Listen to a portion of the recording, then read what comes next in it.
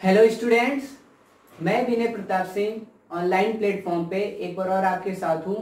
हम लोग class 9th का force and laws of motion पढ़ेंगे और आप फोर्सेस क्लास छोटे क्लास में भी पढ़े होंगे, बट यहाँ से जब हम पढ़ेंगे तो हम टॉपिक को थोड़ा फील करेंगे, अच्छे से समझेंगे कि इसमें क्या क्या होता है और कैसे सारी चीज़ें वेरी करती हैं, कैसे हम अपने नेचर में, कैसे अपने आसपास इस चीजों को हम महसूस कर सकते हैं। तो हम इसको अच्छे से पढ़ेंगे। फिर तो सबसे पहले फोर्सेज, जो कि आप पहले भी पढ़े होंगे छोटे क्लास में भी, ए push or pull of an object. जब किसी चीज को हम पुश करते हैं, मैं इस पे पुश कर रहा हूं, तो यहाँ पे तो कोई फोर्स लगा रहा हूं, ये बात अलग है कि यहाँ कुछ रिजल्ट नहीं आ रहा है। और पुल करना, जैसे कोई बच्चा है टॉय के साथ खेल रहा है, कोई बच्चा टॉय के साथ खेल रहा है,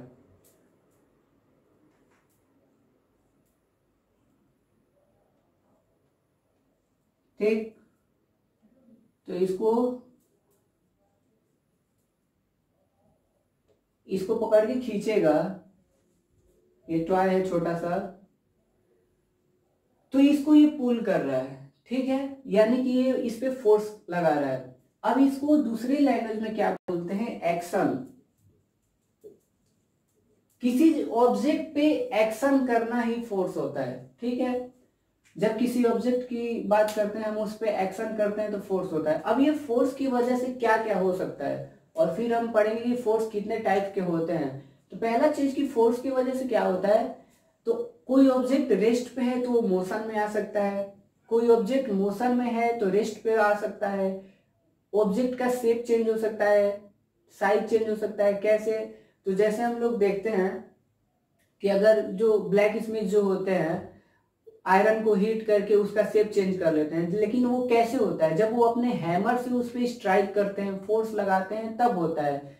यानी कि जब हम फोर्स अप्लाई करते हैं किसी चीज पे, तो वो मोशन में आ सकता है या रेस्ट में हो सकता है, शेप चेंज हो सकता है, साइज चेंज हो सकता है। तो हम इसको एक बार इमेजिन करते हैं थोड़ा सा। मेरे पास कुछ है तो मैं दिखाता हूं आपको।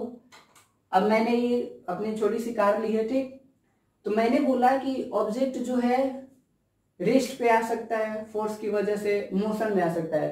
तो ये इंक्लाइन, इस पे ही चलाते हैं हम इसको।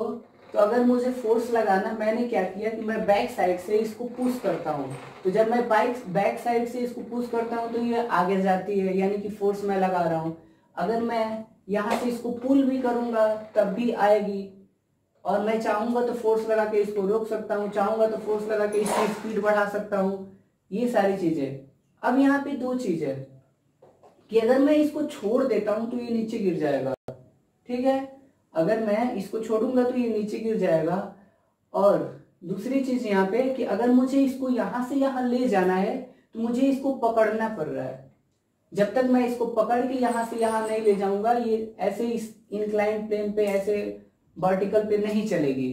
तो क्या हो रहा है कि हमारा ये हैंड है, मेरा ये ऑब्जेक्ट है, तो जब इस पे फोर्स लगाना था तो मैंने क्या किया कि इसको टच किया। तो जब ऑब्जेक्ट और फोर्स लगाने वाला बॉडी जो भी हो, उन दोनों के बीच में पॉइंट ऑफ कांटेक्ट है, उन दोनों के बीच में कांटेक्ट है, टच किया हुआ है, तो हम उसको बोलेंगे कांटेक्ट फोर्स, ठीक है।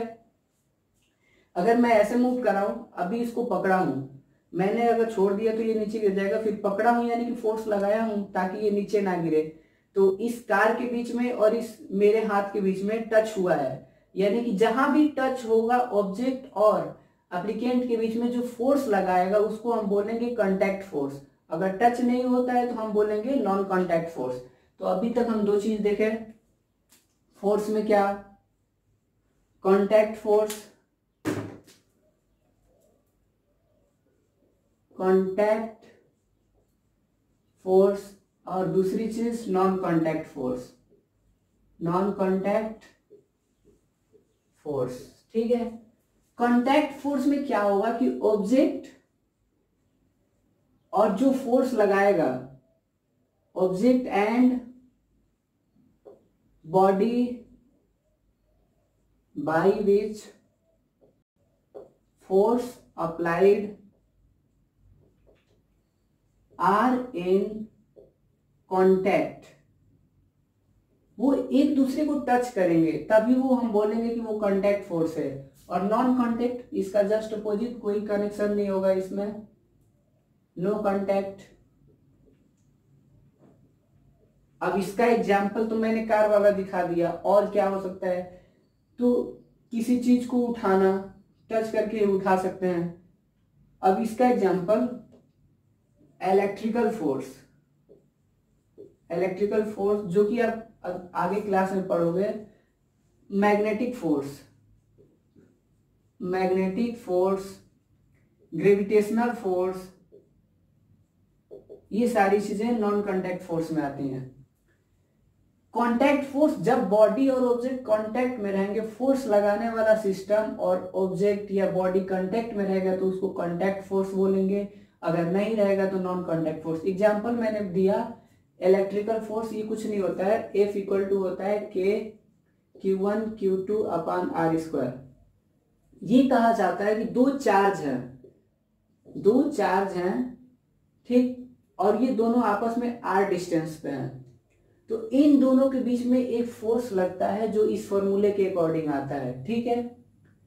अब बाकी सारी चीजें की चार्ज क्या होता है, ये सारी चीजें। अब देखो, ये दो चार्ज आपस में कांटेक्ट में नहीं है, स्पेस में, एक यहाँ पे है एक यहाँ पे है, तो इन दोनों चार्ज के बीच में फोर्स ऑफ अट्रैक्शन हो सकता है, फोर्स ऑफ रिपल्सन हो सकता है, तो हम इसको नॉन कांटेक्ट के बीच में ले रहे हैं। क्यों? क्योंकि ये दोनों आपस में टच नहीं कर रहे हैं, ठीक है। तो ये था। ग्रेविटेशन में भी आगे पढ़ेंगे तो ग्रेविटेशन का क्या होता है कि F equal to G m1 m2 upon R square. Gravitational force भी क्या होता है, नॉन कांटेक्ट फोर्स होता है। ये अगर कैप मैं नीचे गिराता हूं तो ये नीचे गिर जाएगा, क्यों? Due to gravitational force. लेकिन ये कैप और अर्थ के बीच में कोई टचिंग नहीं है, फिर भी ये नीचे गिर जाता है, तो ये क्या है, नॉन कांटेक्ट फोर्स है। मैग्नेटिक फोर्स, आप मैग्नेट से खेले हो, छोटे बच्चे क्या करते हैं, मैग्नेट ले लेते हैं और मैग्नेट लेके किसी चीज को अट्रैक्ट करते हैं, तो वो आयरन का पार्टिकल चाहे जो भी होता है वो अट्रैक्ट हो जाता है। तो क्या होता है, अगर मैं आयरन की बोलूं, यहाँ पे आयरन है ये, ठीक है, और ये मैग्नेट है, तो ये क्या होता है, इसके साथ चिपक जाता है। लेकिन आप बताओ कि इसके पहले इसके बीच में कोई टचिंग थी? कोई टचिंग नहीं थी, फिर भी ये अट्रैक्ट हो जाता है, मतलब कि ये नॉन कांटेक्ट फोर्स है। तो अभी तक क्या पढ़े कि force, a push or pull of an object, और action is known as force. किसी चीज पे एक्शन करना ही फोर्स होता है। उसमें दो चीजें आई, कांटेक्ट फोर्स की जब बॉडी और फोर्स लगाने वाला सिस्टम कांटेक्ट में रहेगा तो उसको कांटेक्ट फोर्स बोलेंगे, जब नहीं रहेगा तो नॉन कांटेक्ट फोर्स बोलेंगे। अब दूसरी चीज आती है, दूसरी चीज हमारी balanced and unbalanced, balanced force, ठीक है। एक बैलेंस्ड फोर्स होता है, एक नॉन अनबैलेंस्ड।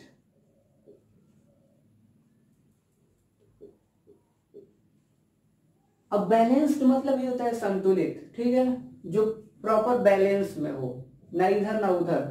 अब इसका क्या होता है कि नेट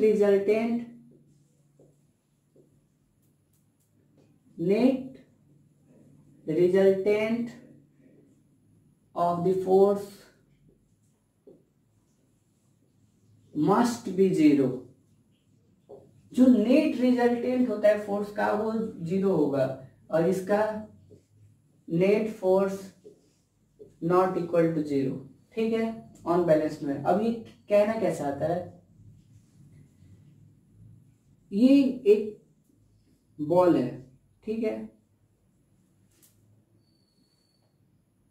बॉल नहीं, कुछ दूसरा ले, चलिए ठीक है, बॉल है, इस पे फोर्स लग रहा है इधर F1, ठीक है, एक फोर्स इधर लग रहा है F2। बॉल ले लो या स्प्रिंग ले लो, इसको बना लेते हैं। आप स्प्रिंग देखे भी होंगे,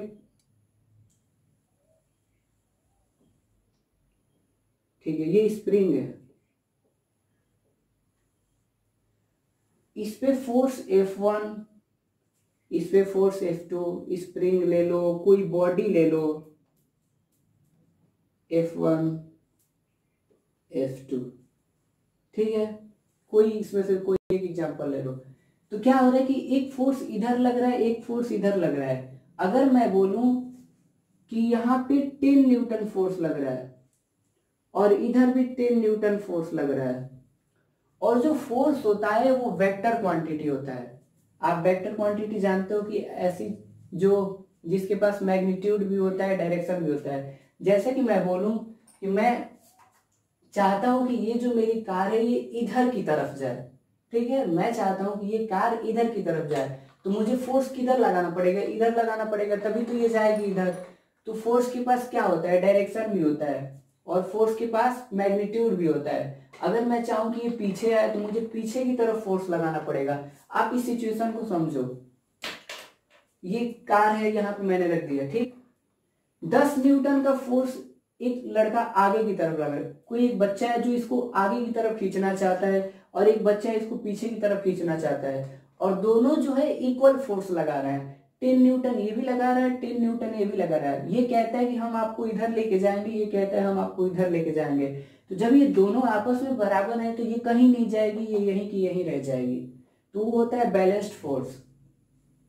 और बैलेंस्ड फोर्स की वजह से बॉडी जो है जहां पे है वहीं पे रहेगी, इसका पोजीशन चेंज नहीं होगा। और पोजीशन चेंज ना होना उसको दूसरे लैंग्वेज में बोलते हैं इक्विलिब्रियम पोजीशन। क्या?